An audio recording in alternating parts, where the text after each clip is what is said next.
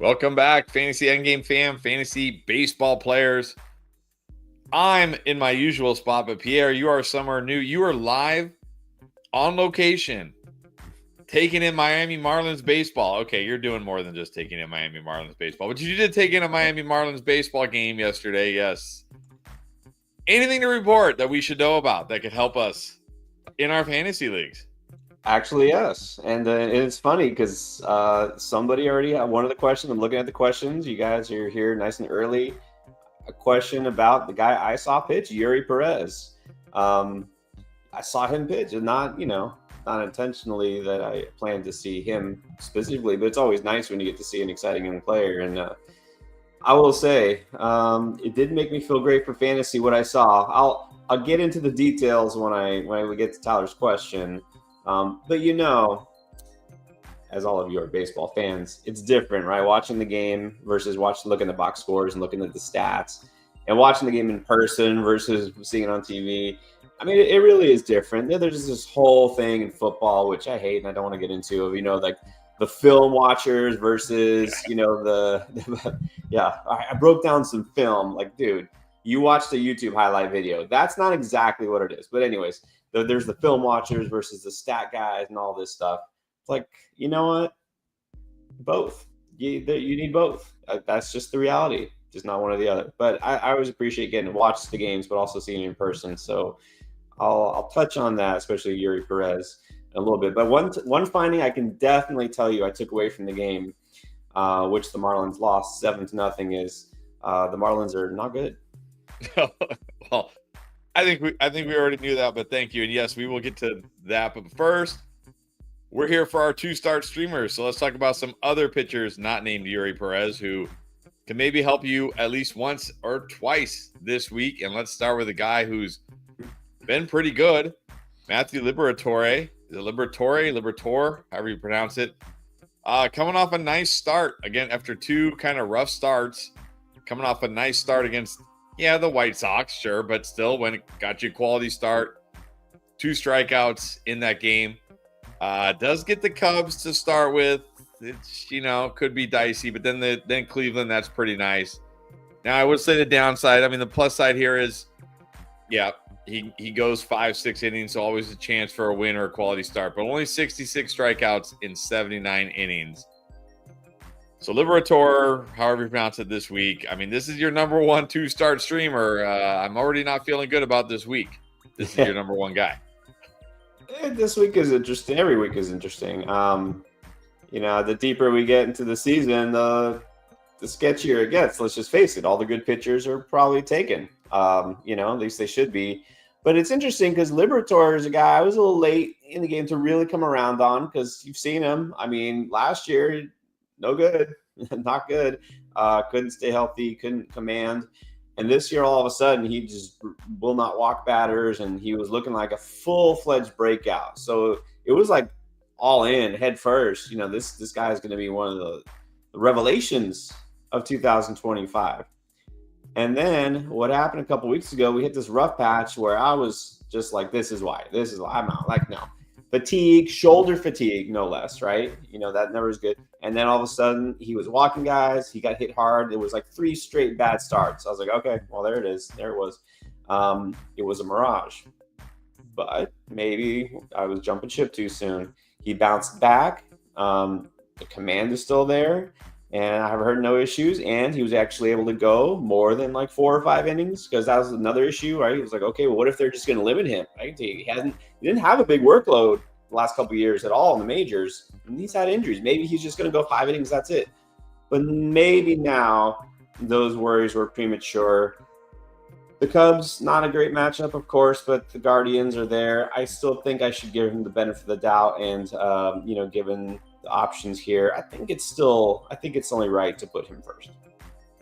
All right. And then second, you got another guy, a White Sox pitcher.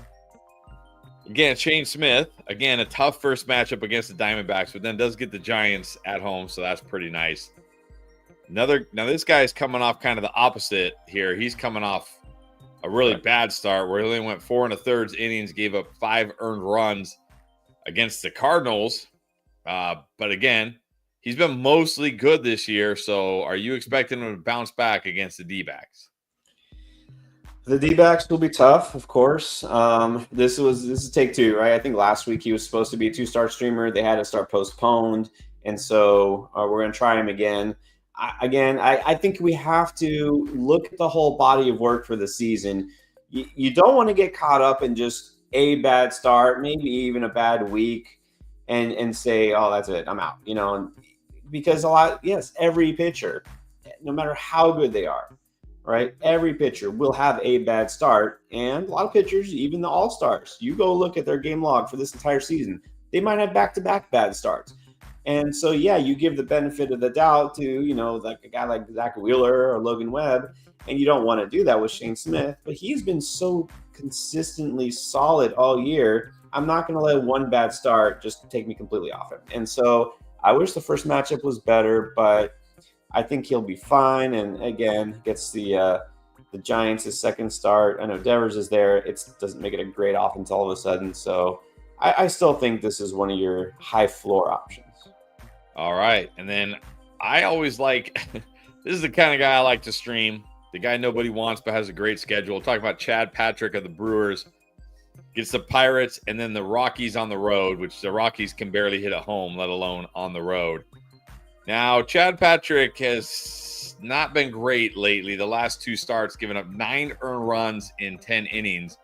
But what I do like about him is he's got 76 strikeouts in 79 innings this year. He still has a 3.50 ERA, so a 1.28 WHIP, even with those 2 bad starts. And these matchups are just so good. But what I like here is okay, he at least I know he's got some strikeout upside. It's not one of those where if he gets rocked, I'm getting absolutely nothing. So, Chad Patrick, maybe the best schedule of the week. How we feeling? And there are a couple guys here or on here purely due to schedule, but Chad Patrick was gaining some momentum on the waiver wire the last several weeks because he's just been kind of quietly solid, not spectacular.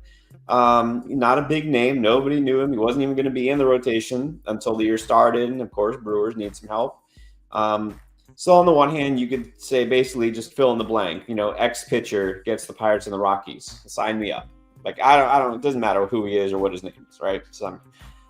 But Patrick has been solid. Now the thing is, this is bad timing. You might think on one hand because he's lost 3 straight starts, and he's off to his worst, coming off his worst week, really. But he is still getting those strikeouts. Over the past month, he's averaged at least 6K per start. And look, even though he hasn't won lately, the Brewers facing the Pirates, facing the Rockies, you've got a good chance to get either 2 wins or 2 quality starts. So again, this seems like when everybody else is jumping off, the ship here because how bad he's been lately, this just might be a good week for him to bounce back.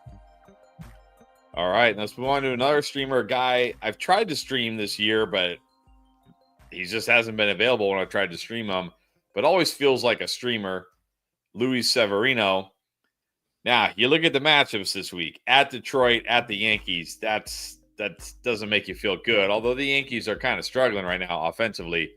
But you like him for a very specific reason because apparently he's been much better on the road than at home this year. That is a vast understatement. As you know, I really think Luis Severino could be the best 2-star streamer of this week. But Tigers and the Yankees, you're like, why? Why would you do that? Because it's at Tigers, at Yankees. It's hard to believe. You don't want to buy too much into splits versus relatively short sample size. In the home road, maybe there's something to it. You will not believe what I'm going to tell you. All right.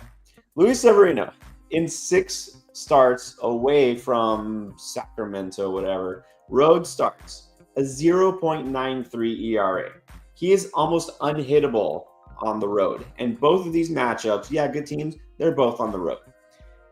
In 10 home starts in that minor league ballpark, a 6.79 ERA. And that's why he averages out to look like a mediocre pitcher. He is almost unhittable on the road this year. And Luis Severino at times looked really good last year. I mean, look, you just can't ignore something like that. He's lights out when he goes away from that park. And so, like you said, the Yankees are starting to scuffle a little bit. Tigers are a great team, but they're not, I would say, a prolific offense on a daily basis. So sign me up. All right. Sign him up. If you're willing to gamble against those matchups, he has been great outside of that minor league ballpark. And then a guy who was great for like 2 months. And I was playing him every week thinking like, wow, I won the lottery off the waiver wire. Chris Paddock. And then he went out there against Houston a couple starts ago and single-handedly wrecked my ratios by giving up 8 earned runs in just 4 innings. And then I thankfully did not throw him out there against the Reds, who lit him up for 4 earned runs. Now, granted, it's only 5 innings, but still has not looked good the last 2 starts. But he does get the Mariners, then at Detroit. So are you going to look past these last 2 starts and say those are just blips, or how are you feeling? This is kind of like what I said with Shane Smith, right? It's like almost 2 months, really, ever since his second start of the season. It's like, okay, something clicked. He figured it out. And for 2 months straight, he was just rolling. And so the last 2 starts have been rough. But again, these are both road starts against teams that, Cincinnati and Houston. Okay, no, they're not top of the league or anything, but they could at times put up big games. I'm not sure what happened with Paddock these last 2 starts, but the Mariners got one guy basically who's doing everything for them, the guy you're familiar with, and yes, yeah, not scared. All right, not scared. We'll see if I have the stones to pick him back up. He burned me pretty bad there. All right, now let's go to probably the second best schedule. I would say, a great schedule here. We're talking at the White Sox and then versus the Marlins. So you can't be scared about those lineups. But you might be scared of streaming Eduardo Rodriguez. This guy is pretty much like you just don't know what you're going to get, right? You look at his last 2 starts, 6 1/3 against the Mariners, struck out 5, only gave up 2 earned runs. Then against the Blue Jays, only went 4 2/3. Now, he did only give up 1 earned run in that game. But it's been a pretty rocky season for him, but the schedule is so good. So are you just saying I'm going to risk it because of the schedule? Well, let me tell you what I wrote, and I made myself some notes. This was last night. I literally wrote this down. I hate this, but the schedule is amazing. I hate it. I said weeks ago, I don't want to touch Eduardo Rodriguez. Guy looks like he is just completely dust, doesn't belong in the majors. He's only pitching out there because of his contract, et cetera, et cetera. Once in a while, I'll have a good game. Okay, you can't completely ignore the schedule. There are worse options. There are. So I don't want to do this. I still hate that we're talking about this, but Eduardo Rodriguez this week, White Sox Marlins, he's probably serviceable. All right, speaking of serviceable, that's probably how we feel about our last streamer here. Mitchell Parker goes at San Diego, who they've been struggling offensively, and then at the Angels. That should never scare you. But, Mitchell Parker is one of these guys I feel like I can never pull the trigger on streaming because, yes, there's always a chance he goes 6 innings and gives you a quality start. And he did just strike out 8 against the Rockies, but even with those 8 strikeouts, only 58 strikeouts in 80 innings this year. So it's like, what is the upside here? Well, this is a really interesting one. This is your box of chocolates special, really. You do not know what you're getting any given start with this guy. It was weird because to start this season, Mitchell Parker, if anybody remembers, was on a roll. He had 5 straight quality starts when 2025 began. And now he's actually coming off 5 straight losses. He's taken the L his last 5 times out. But somehow he has 2 quality starts out of his last 3 starts. He's all or nothing, truly all or nothing. So, yeah, roll your dice. At the Padres, doesn't sound good, but Jackson Merrill still not back from the IL. Tatis has been struggling. That offense has been slumping. So this is a good time to catch the Padres. And then the Angels, they're kind of like the Mitchell Parker of offenses because you never know what they're going to do in a given day, right? Like 3 home runs or we all struck out. It's no in between. All right, there you go. Those are our top, or Pierre's top 2-start streamers for the week ahead. But of course, I'm sure you've got questions about other streamers, other players, and of course, we already see the questions rolling in, so we're going to get to those now. And as always, let me remind you, if you don't want to wait in line, you're impatient, or you're just feeling generous, you want to drop that super chat, that will propel you to the front of the line. We'll answer your question right away. You will not have to wait for us to get to your question. Also, you see it scrolling down there. If you haven't tried Underdog yet, not sure what you're waiting for. Like, NBA ends today, NHL is already over, but MLB never ends. It goes every single day, every day of the year, it feels like, and they have picks every day of the year. They'll even have picks for the All-Star break. So go check it out if you want another way to get your baseball fix on. And of course, I'm sure a lot of you play fantasy football. That's coming up soon too. You'll want to get in those Underdog best ball drafts. All right, let's get to it. And let's start with, am I reading this right? Doyle at almost 12 hours ago. Not sure if you're on here, Doyle. Hopefully you are, but we're answering your question now. All right. Nick Kurtz just chilling out on the waiver wire. Are you dropping any of these pitchers to pick up Nick Kurtz? Sorry, Jose Soriano, Shane Smith, one of your 2 starters. Jeffrey Springs or Gavin Williams. He also says alternately, I could package any of them with Buxton to make room, or would you just drop one of those guys and pick up Kurtz?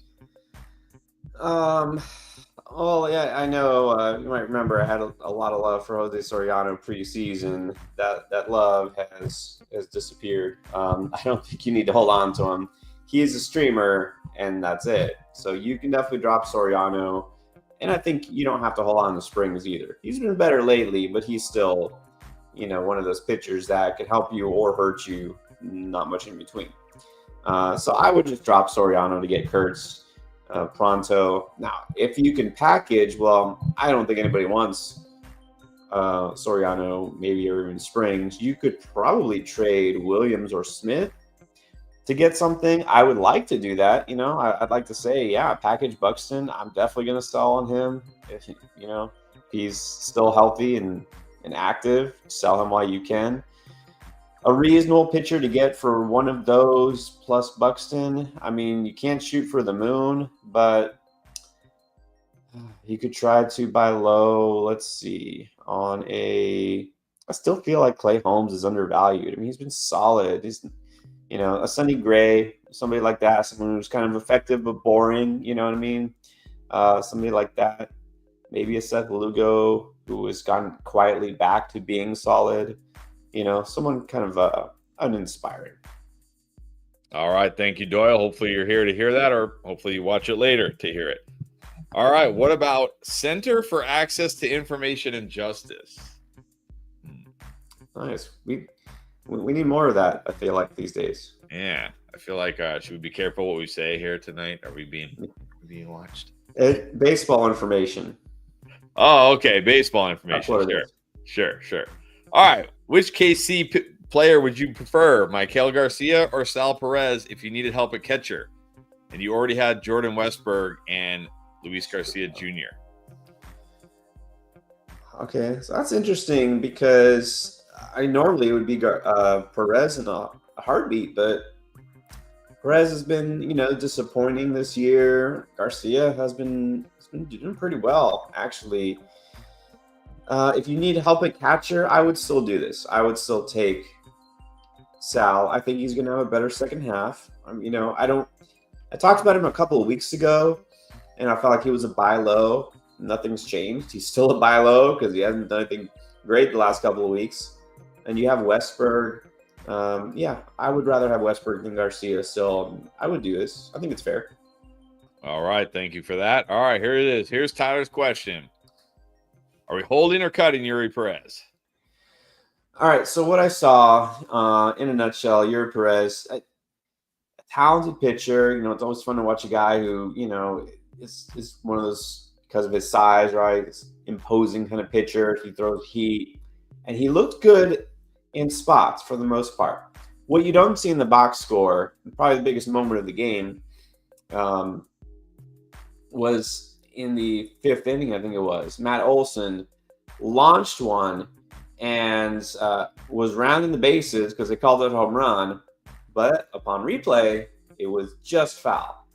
So there was a 2-home run that was not a 2-run home run, and then the very next pitch he grounded out to first.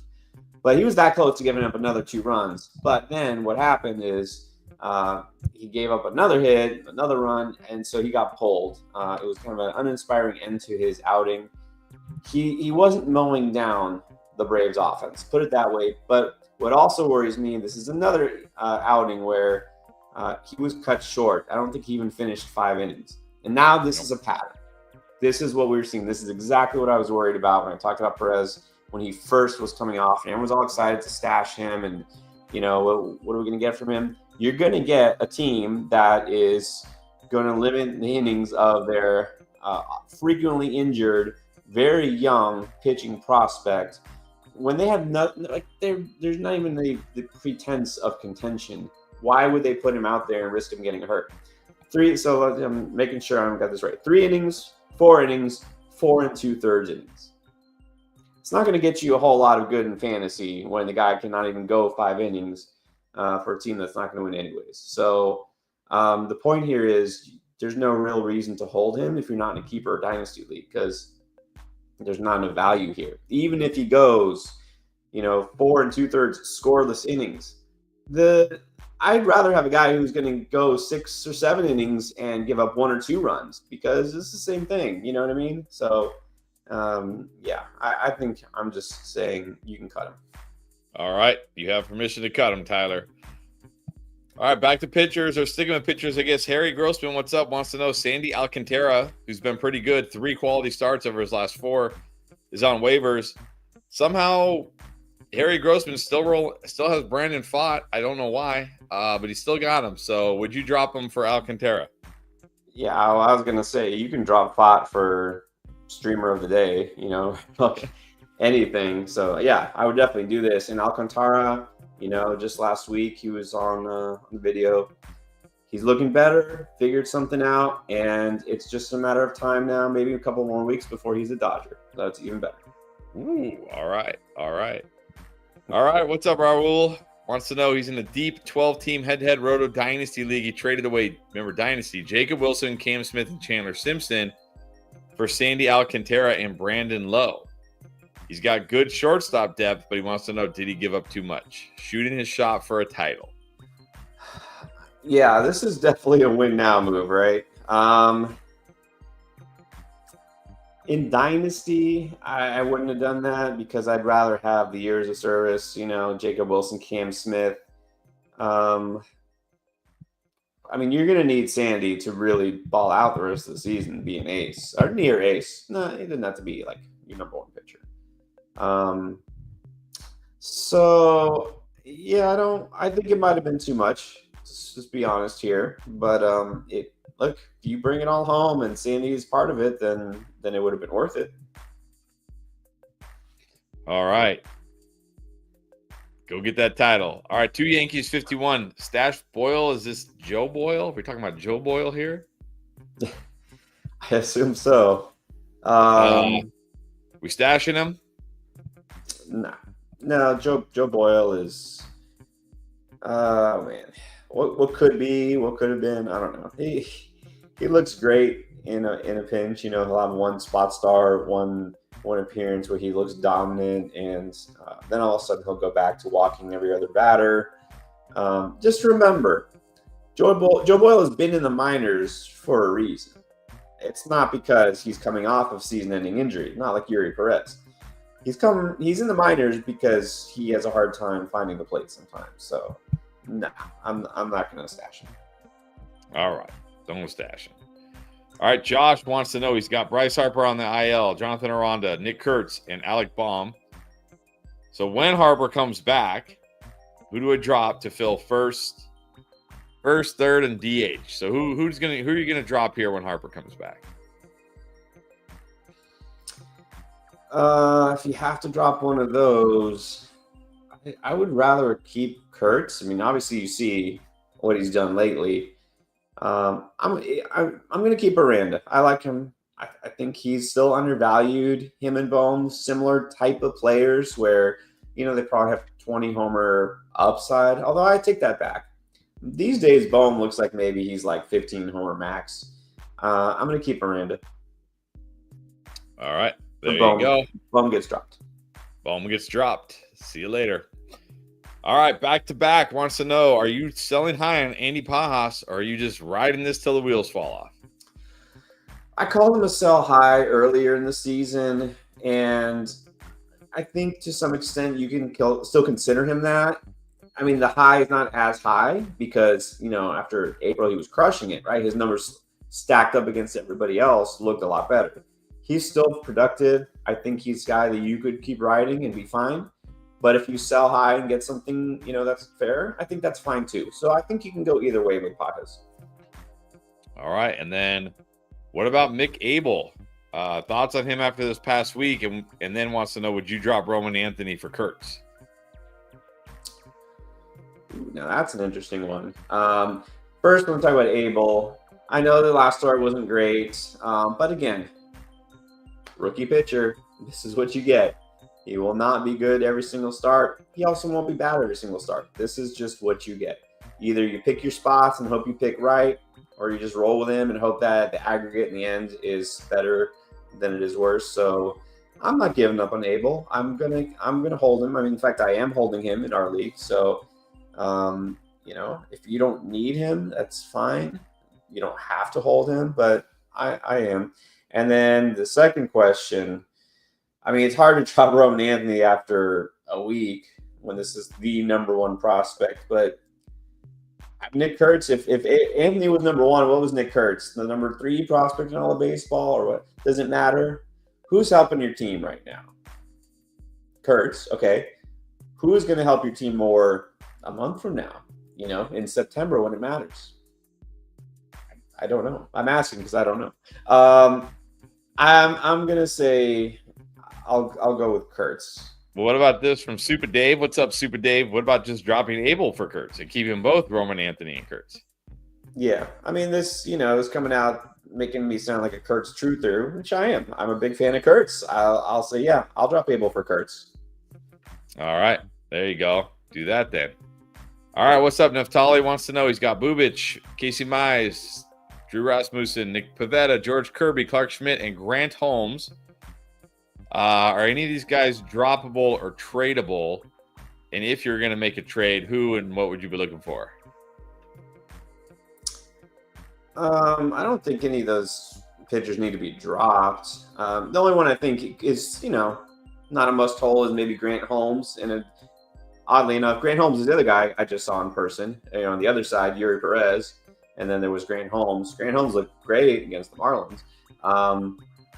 But that was the Marlins. So I don't think this is the time to drop a guy who's coming off a great start for him. So I am keeping George Kirby. I'm okay selling high on Bubic still. I'm still fine selling high on him, but you better get something good in return. I don't think you're going to get much for Rasmussen or probably even the rest of those guys other than Pivetta. So if you need to drop somebody, I guess it would be Holmes, but I don't think I would. If you want to sell, I think it would still be Bubic. And then what would you get for them? If you're selling, somebody needs pitching, they should be able to give up a decent starter, not an all-star level, not a star player, of course, but you should be able to get a solid starter. Let's say like a number 2 outfielder type. All right, there you go. Thank you. All right, Leo wants to know Zach Eflin. Yes, he's been volatile. I grabbed him off the waiver wire. I thought I made a shrewd move, and then he got obliterated by the Rays. And thankfully, I did not start him against the Yankees, where he also got obliterated by the Yankees. That might have been the Yankees' last good offensive game, honestly. So how we feel about Zach Eflin? Is he droppable? I think I called him droppable 3-4 weeks ago. Nothing has changed. I just don't think this is the same pitcher. He should still be able to be effective in spot starts, right? If you stream him the right matchup. It doesn't look like he's even that anymore. So, yeah, I would drop him. All right, Victor, what's up? He's got Mookie Betts, Rafael Devers, Corey completely washed Seager, Vlad Guerrero. Yeah, he's not getting any power because these guys are all terrible except for Devers. Okay. Well, I mean, is it time to blow it up and make a trade for PCA? Like, is there somebody out there who's like, oh man, Corey Seager, Vlad Guerrero?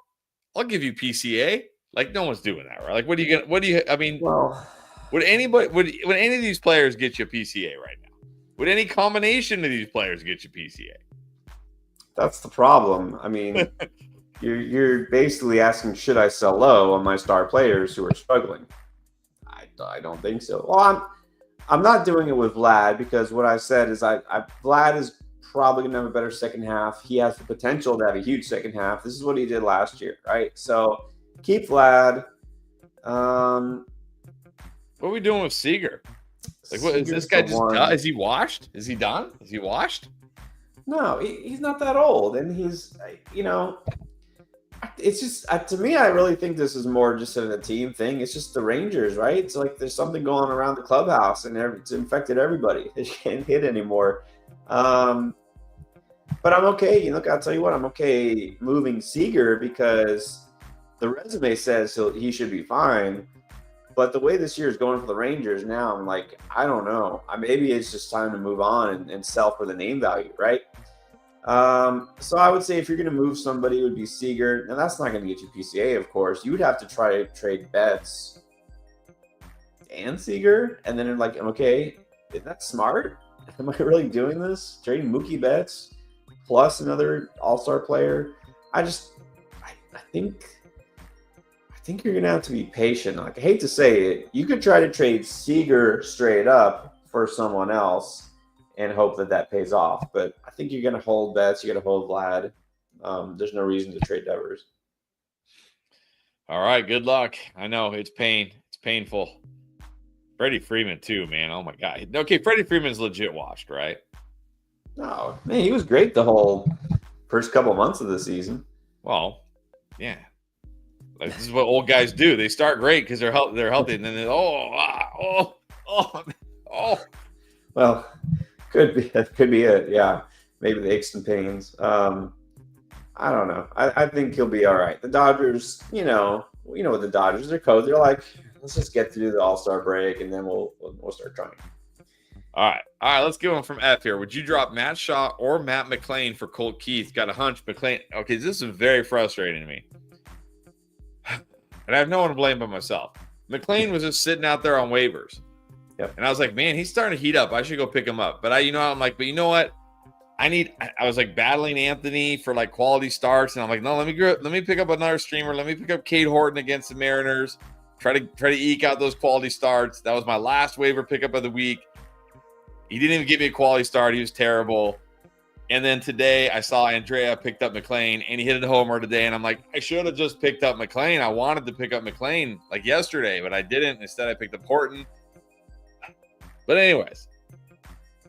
All right. Are you dropping either of these guys for Colt Keith? It's funny you say that because I feel like it was last week, maybe the week before, I picked in our league, right? I picked up McClain for like 2 days. And then I needed a pitcher or something, so I dropped him. And yeah. Look, McClain's hot. Keep him. Keep him until it changes. Matt Shaw, he is ice cold. I'm starting to worry now. I'm starting to worry that maybe he is not long for the majors again. They could just send him down. They have other options. They definitely have other options. So I think you can drop Shaw for Keith if you want. I'm not going to say you can count on Keith to be a steady starter. He doesn't play every day, and he's also a super streaky guy. So that said, at least he's getting you something, whereas Matt Shaw isn't. All right. This is a question I did not think we would have this year, but here we are. Looking ahead to next season, you're on the clock early in your fantasy draft. Are you taking Ronald Acuna or Aaron Judge? Is Shohei Ohtani off the board? I guess because he's not an outfielder. Yeah. Well, here's the thing with Acuna, and I actually got to see him. He drove in a run. I mean, he looks like himself. But I think, if I remember, he only has like 2 steals so far, and that's what you're not getting from Acuna this year. You're not going to get 40, 50 steals because he's coming off ACL, and they're not going to push it. But next year, guess what? You're probably going to get 40, 50 steals, and Aaron Judge is not going to give you that. So I think I would probably go back to Acuna. All right, back to Acuna. Aaron Judge crashing back down to earth lately, by the way, crashing back down to earth. But I'm sure he'll be fine. Happens to us all. Still better than Ellie De La Cruz. My good. It'd be one thing if he was stealing like a bazillion bases. I mean, okay, he's giving me some hope, but gosh, man. I lose stolen bases every week. You're supposed to win stolen bases for me. That's like your job. You got one job. You got one job. One job. All right. Neftali with the super chat. Thank you. All right. He's got catcher William Contreras. Here's his team. Contreras, Kurtz, Brandon Lowe, Josh Smith, Zach Neto, Lawrence Butler, Ian Happ. Ian Happ's been on fire this week. Yeah. Kyle Tucker and TJ Friedel DH. What are the flaws here? Are there any sell high players on this list? Well, okay. So let's start with Contreras. I don't think I moved off of what I said way back. It might just be time to sell based on his reputation. I mean, the guy's been around forever. His draft stock. This is supposed to be the number one catcher in fantasy, right? And he hasn't been. And we know he's not even close. Like 5 William Contreras is not even worth 1 Cal Raleigh. Like, get out of here with this nonsense. Well, right, obviously. But even besides that, he's not even the number 2 catcher, not number 3 catcher, right? You all of a sudden have options at catcher. I would still try to sell Contreras for someone who doesn't like streaming catcher, and then I would just stream catcher because I think you're going to come out ahead. Kurtz is fine. Lau is fine. Josh Smith is in a pinch. He's okay. I don't know you want to really roll out Josh Smith the rest of the season. So that would be, I guess, sort of a weakness here. Neto, I think it's fine. Butler, Happ, Tucker. TJ Friedel, I don't know that you want to start him every day the rest of the season either. So I would say try to package Contreras with maybe Friedel and get an upgrade at any position really and throw that guy at DH, and then you can just pick up a catcher. There's so many catcher options that are still solid on waiver. Tyler Stevenson has been putting up numbers basically comparable to William Contreras over the past couple of weeks. There are a lot of options, so that's what I think. All right, there you go. Thank you so much for that. Really appreciate it. All right, James wants to know, in a week-to-week categories league, who do you prefer rest of the season? Jazz, Corey Wash Seager, or your boy Nick Kurtz? My favorite player for personal reasons, or my favorite player for fantasy right now. Nick Kurtz is like my new boy, right? But Jazz is my boy. And then how sad is it that Seager's like not even see, if we rewind to week 1 of the season, and like, well, it's Corey Seager, but no. I think it's Jazz still. Like, I like Nick Kurtz, but again, does Nick Kurtz steal your bases? I like Jazz. No. Is Nick Kurtz on the Yankees? No. In Jazz, you can throw him a second, you can throw him a third, you can throw him an outfield, and Nick Kurtz is just a first baseman. And I think that really does matter. People underestimate the value in a daily league, and I mean daily like lineups, right? You're saying it's week to week scoring, but if you can change your lineup every day and mix and match, that's an advantage that a lot of people underestimate. That you have somebody in each slot that's active, as opposed to somebody who will let it go and have some guy who's not playing. Those at bats, that extra run, that extra RBI, that stolen base, that sometimes is the difference in your weekly scoring league. So I'm giving the edge to Jazz. All right, and then we got Uwe 2K. Would you drop Kirby or Walter for Ciccone, Pagan, or Miguel? I assume Tyler Miguel in a points league. Well, I'm not dropping Kirby. No, especially in a points league. I'm not dropping Kirby.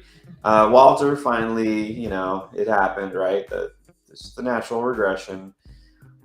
I don't think you have to keep Walter. So I'm definitely not dropping Kirby, but you can drop Walter for I'll give the edge to a starter, but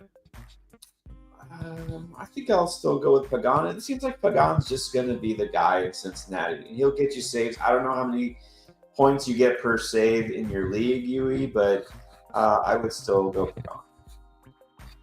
All right. And then Dylan is saying his outfield is struggling. He's got Cedric Mullins, Jung-Hoo Lee. They are massively struggling. The top available points-wise, I guess it's a points league. Newbar, Burlston, Willie Castro, Kyle Stowers, or the ever-overrated Luis Robert Jr. Oh, and also Wallner. All right. So I guess, are you dropping Mullins or Lee for any of these guys?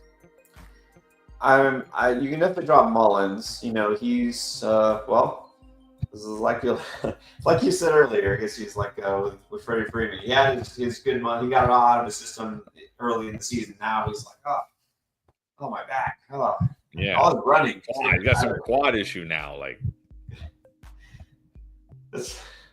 I love that we can call like 30-year-old guys like old man when we were like far older. But anyways. It's like the only thing that does make me hate fantasy baseball every day is that everyday notification of the Cal Raleigh home run. Like, it's literally like every day I get a notification, Cal Raleigh homers to deep center. Like, yes. Yep. Just wait. And you know, if he doesn't buy for himself, because he probably won't, I'm gonna have to for Chris's birthday, he's getting a Cal Raleigh jersey, and he's gonna have it up there on his wall. Okay. Drop Mullins. If you're saying points-wise, if it's a points league, then that even devalues Robert more. And Wallner to some extent too. I like Wallner, but he hasn't really done much lately. I'm gonna go with Stowers. Maybe this is homerism, but I think he's gonna crank back up. Maybe actually start hitting home runs. He, again, saw it with my eyes. It wasn't a hit, but it was a very hard hit ball. I went to the warning track. He made good contact. I like Stowers in this format. Nopar is kind of the same guy, right? So that's what I'll do. I think you can keep Lee. All right. Tim, speaking of Vlad, he was offered Vlad and Andrew Abbott for Churio and Torkelson. Are you taking it? Yes. I'm taking it because, again, I still think Vlad is more valuable than Churio by a tick. Even if you say, well, they're going to what have they done right now? They're going to do exactly that the rest of the year. I still take Vlad. You know, Churio has not been lights out. And I'm starting to worry about Torkelson. In fact, I'm pretty sure I'm going to talk about Torkelson on the Panic video for tomorrow, which tells you something. So, yeah, I would take it. All right. And then Torito. Are you going to drop Red Hot Ian Happ? Or I guess you got to drop one of these guys. Ian Happ, Roman Anthony, Julio Rodriguez, or Jackson Churio. One's got to go. Who goes? Okay, well, you really didn't have to throw those last two in there. Look, I get it. I get the dilemma. I do. It's hard to drop the number one prospect. You just picked him up and all. You can't drop Ian Happ, who's been one of the hottest hitters in baseball, for a guy who has exactly one home run and one stolen base and is hitting, last I checked, below 100. I know it's only been a week, but I'm not dropping Happ right now. I would just drop Roman Anthony. All right, there you go. And then Uwe2K wants you to rank these guys in terms of ad priority, because remember, he is in a shallow league. Buxton, Carter, Miguel Vargas, Nick Kurtz, Joe Adell, who's also been on fire. Is that CJ Abrams? Cam Smith. Okay, so he hasn't been great, but you got to pick up Abrams first. Abrams stole like 6 bases this week. He like single-handedly won stolen bases for Anthony. Like, I'm like, how does Anthony get all these stolen bases? Like CJ Abrams like running wild this week. I'm like, Ellie, this is what you're supposed to be doing. This is why I drafted you so early. Yep. Even in a shallow league, Abrams is not waiver wire fodder. So pick up Abrams first. I'm gonna put I'll put Kurtz second. I'm gonna put Cam Smith third. I'm gonna put Buxton next, and then Adele, and then Carter, and then Vargas. All right, there you go. And then which closer you want, Tanner Scott or Daniel Palencia? Ooh.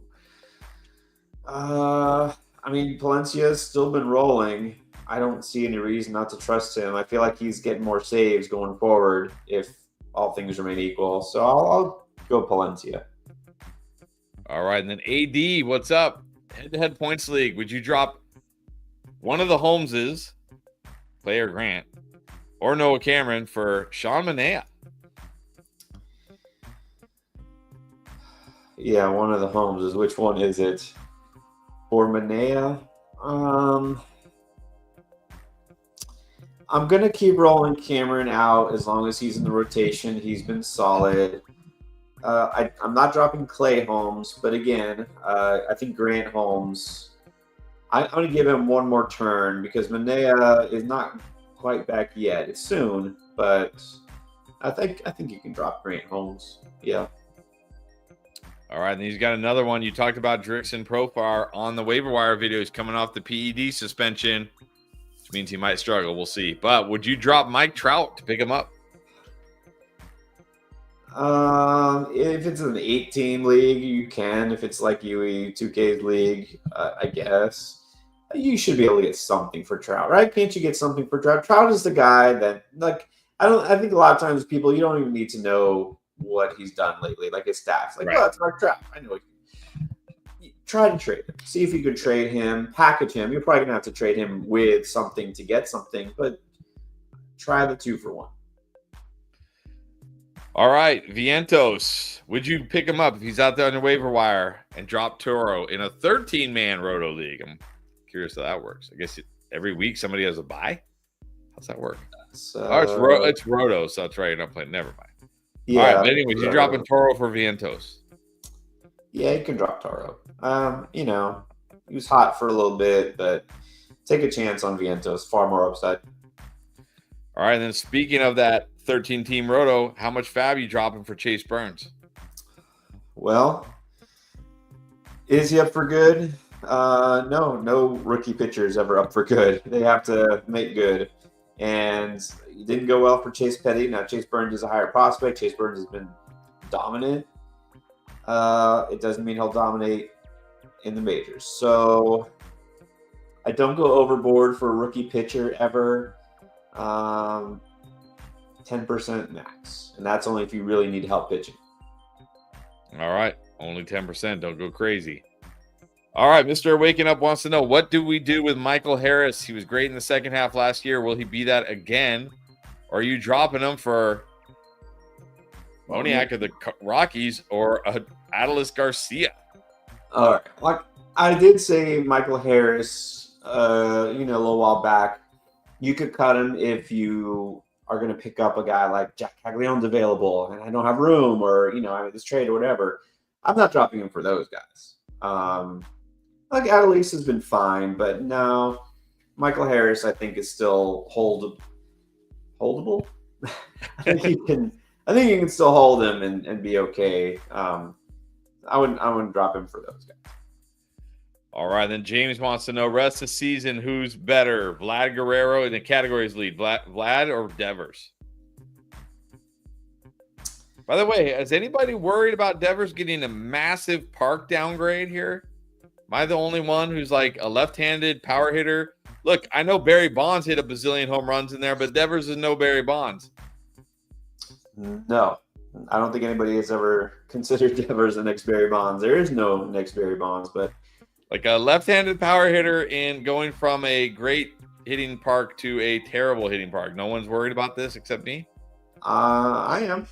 And going to arguably a worse team, even though the records are different. I think the offense is still, Red Sox are pretty bad now, I guess. Give me Vlad. Give me Vlad the rest of the season. All right, then we've talked a lot about Roman Anthony tonight, but Tribal wants to know, yeah, he's the number one prospect, but how patient should we be with him? It depends on your team, your situation. I don't want to drop him, but if I have somebody available on waivers that I need or, is red hot, I think it's okay. And now let's flash back. Boston Red Sox. Remember Christian Campbell? Everyone was all excited about Christian Campbell. He just got sent down to the minors. Now, does that mean Christian Campbell is dead in the water? He'll never be a good baseball player? Does it mean he won't even help you in 2025? No, we can see Christian Campbell back in August, and he could be great. we might see the same thing with Roman Anthony. The big question here is what is the Boston Red Sox lineup going to look like after the trade deadline? Are they just going to blow it up and go total rebuild? They might, and in that case, it's a little less exciting, right? Roman Anthony hitting behind Rafael Devers versus Roman Anthony hitting behind Abraham Toro. It's not the same thing. So I'm going to talk about Roman Anthony on the Panic video, and I'll get into some of those details. But the bottom line is that I don't think he's an absolute have to keep anymore. All right, and then Victor following up, he's got Dylan Cease, David Peterson who got rocked today, I think. Bubic, Alcantara, Wu, Shane Smith, and Glass now on IL. Would you trade it? So remember, he was the one who had like Corey Seager, he had everybody but Devers, like Vlad. Yeah. A bunch of busts. Would you trade one of these aces for a stud hitter? Well, don't take this the wrong way. You don't really have aces. You have some good pitchers. The only one I think you might consider an ace level is like Dylan Cease. And he's not having his best season overall. So I think,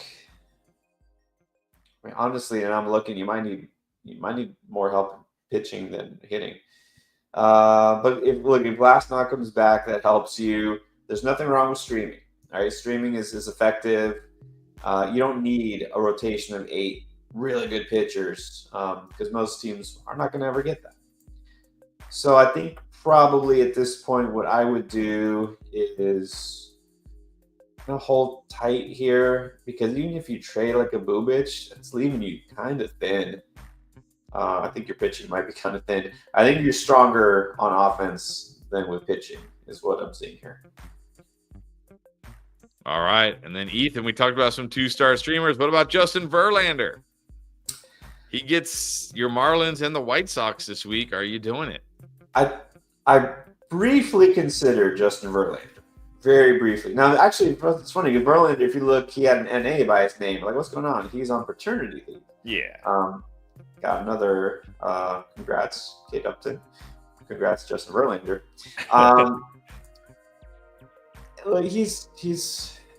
He's not going to give you what you really are looking for in fantasy. It's just a very low ceiling. The strikeouts are not there anymore like they used to be.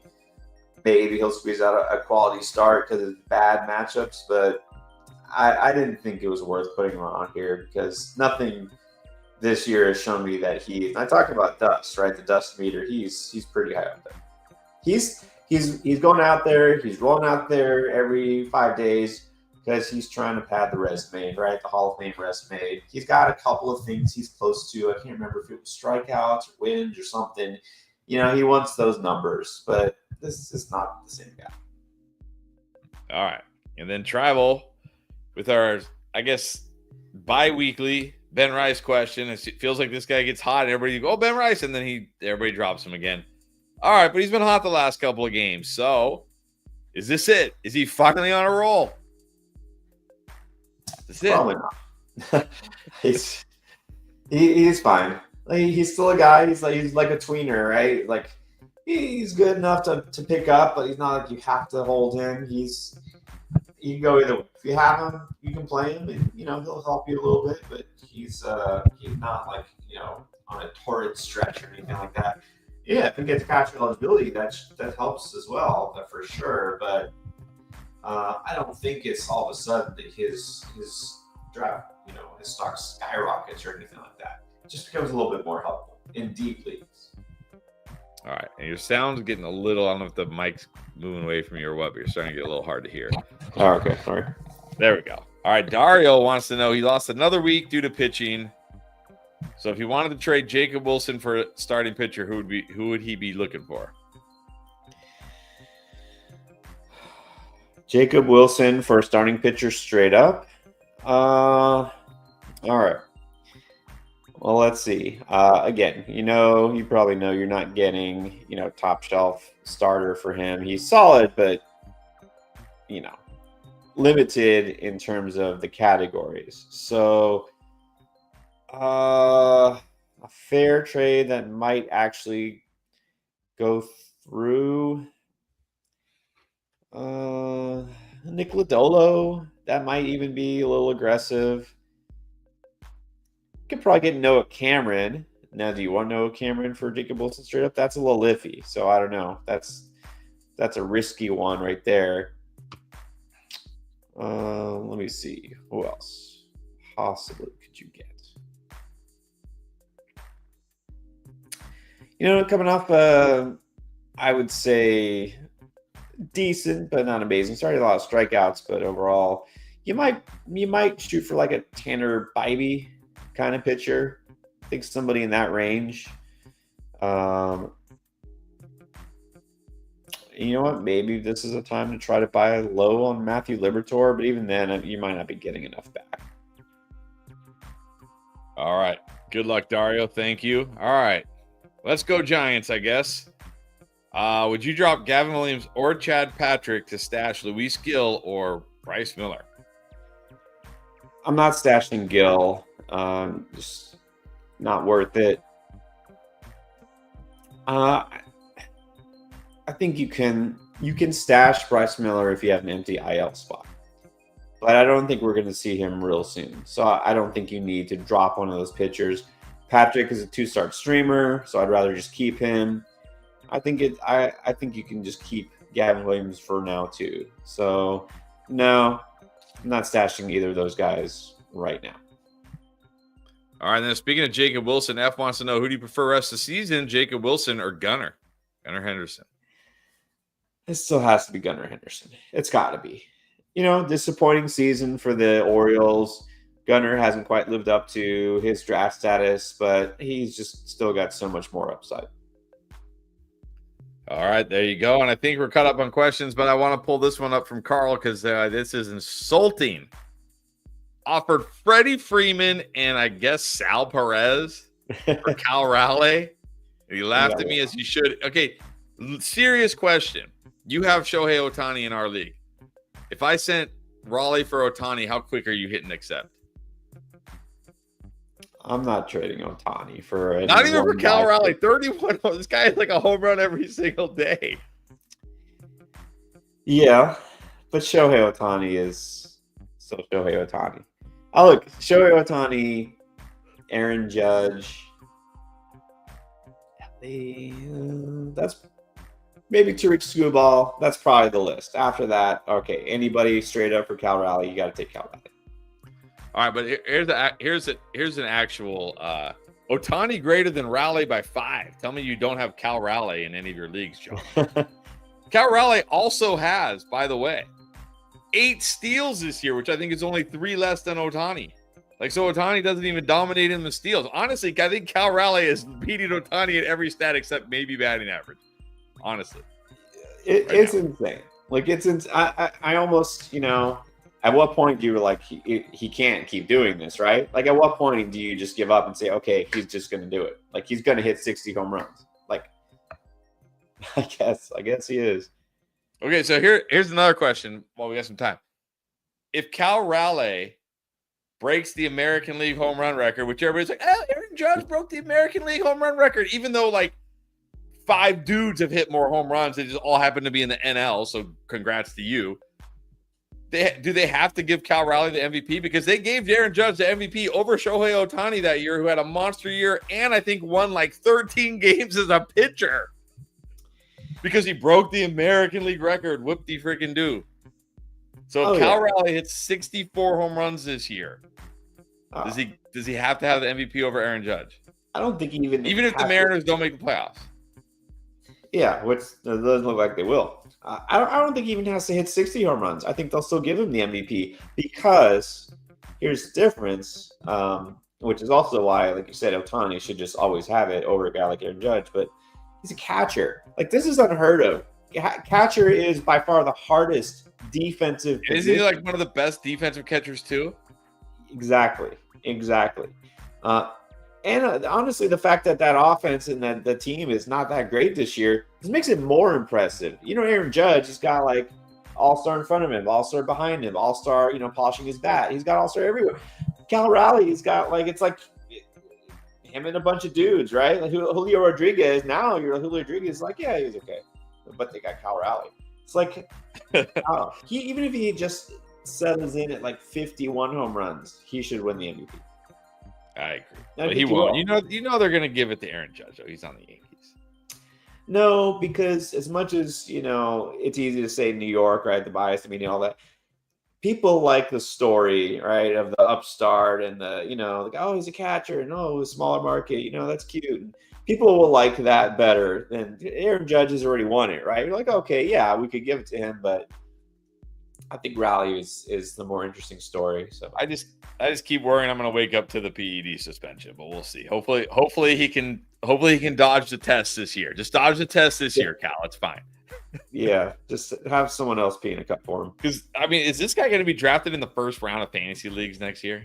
Are you kidding? He'll probably be drafted top 5. No way I'll draft Cal Raleigh. Sorry, Cal. No way. No chance. All right. Anyways, we are caught up. We're at the hour mark. Appreciate everybody. And hopefully everybody has Cal Raleigh on their fantasy team. Is enjoying it. It's great. It's like every day almost. It's like when I don't get it, it's like he goes like 0-for-4. I'm like, huh? What? It's broken. I'm like, the Yahoo app must not be updating right. It can't be right. All right, everybody. Thank you so much. So as Pierre said earlier, if you're listening, we got the Panic video coming out tomorrow. We got Beat the Breakout, Buy Low coming. And I think, are we back on track this week to stream on Wednesday or no? Back to normal. Back to life. Back to reality. Wednesday, midweek stream. All right. Back to normal. And Center, we answered this. Go back and watch. We answered this question already. Go back. Yeah. We answered that question for you about 45 minutes ago. So if you go back and watch the stream after we're done here, you'll see it. Right. The answer is all right. yes. Appreciate. What's that? The answer is yes. You can do that trade. The answer is yes. There you go. All right. Now you don't have to go back and watch it. All right. Appreciate it. Yeah. Watch it anyways. Though. Appreciate everybody being on here. Appreciate all the support. Of course, watch the channel. If for some reason you're checking us out for the first time, and you're like, that was fun, hit that subscribe button, click that bell notification so you know when we go live, so you know when those videos drop. All right, everybody, enjoy the rest of your Sunday. We'll see you back here on Wednesday to get you caught up on the week that's going on and the week that will be. Have a good night, everybody.